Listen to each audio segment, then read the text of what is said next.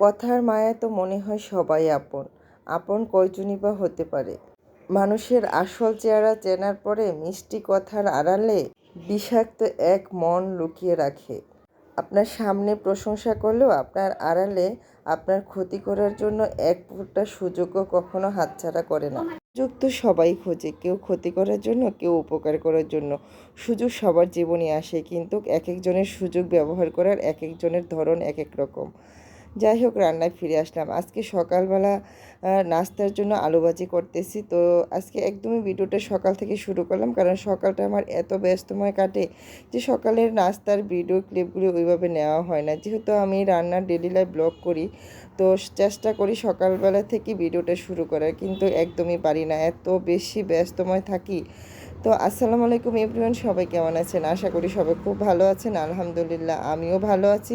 সকাল সকাল আলু ভাজা আর হচ্ছে রুটি, একদম নরম ফুলকো ফুলকো রুটি আলু ভাজা দিয়ে খেতে কিন্তু আমার বেশ ভালো লাগে। আর আলু ভাজা মানে হচ্ছে পাঁচফোড়ন দিতেই হবে, এটা ছাড়া কিন্তু একদমই আলু ভাজা ভালো লাগে না। তো যাই হোক, নাস্তা খেয়ে তারপরে রান্না করতে চলে আসলাম। রান্নার জন্য সব কেটে কুটে গুছিয়ে সব কিছু নিলাম। মুগ ডাল মসুরি ডাল দিয়ে আজকে পেঁপে রান্না করব, আর সাথে মায়ের হাতে সে রান্নার স্বাদ এখন এসে ফিল করি, তখন হয়তো ওইভাবে ফিল করিনি। তো আজকে মায়ের মতো করে রান্নার চেষ্টা করলাম। মা গাছ থেকে তরতাজা কইটা পেড়ে যখন বাজা মাছ দিয়ে এইভাবে কষিয়ে রান্না করতো, তখন ওইটা স্বাদ বুঝিনি, কিন্তু এখন না এই রেসিপিগুলি খেতে ইচ্ছে হয়।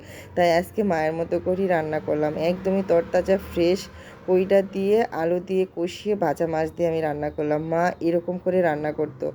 তো তখন হয়তো একটু বিরক্ত হতাম, একঘেয়েমি শুধু সবজি মাছ এটা খেতে তখন ভালো লাগতো না, যেমন আমার বাচ্চারা এখন। কিন্তু এখনও ওই খাবারগুলি খেতে ইচ্ছে হয়।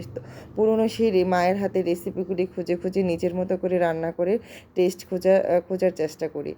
একটুখানি ইচ্ছে হলো যে একটু মুগ ডাল মসুর ডাল দিয়ে পেঁপে দিয়ে রান্না করি। সবজি তো আমরা প্রায় খাওয়া হয়, কিন্তু এভাবে না ডাল দিয়ে পেঁপে রান্নাটা খাওয়া হয় না, অনেক দিন হয়।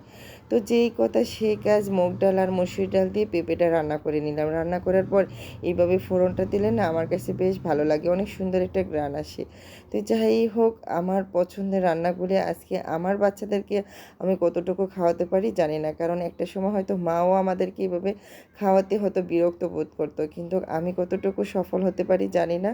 তবে রান্না করার পরে যখন আমার বাচ্চারা খেয়েছে, আলহামদুলিল্লাহ বলেছে, একদমই সবজি পছন্দ করে না, কিন্তু অনেক বেশি মজা অনেক বেশি পছন্দ করে তারা খেয়েছে। আর এই যে খাবারগুলি আমি রিলে শেয়ার করেছিলাম, এইগুলির সাথে না আমাদের বাচ্চারা একদমই পরিচিত না। তো আমি প্রায় তাদের সাথে এরকম বৃষ্টি আসলে খাবার মানে তৈরি করে তাদেরকে পরিচিত করাই, কারণ আমরা ছোটোবেলায় যেটা খেয়ে আসছি আমার বাচ্চারা সেটা আসলে খাবে না, সেটা কি করে হয়।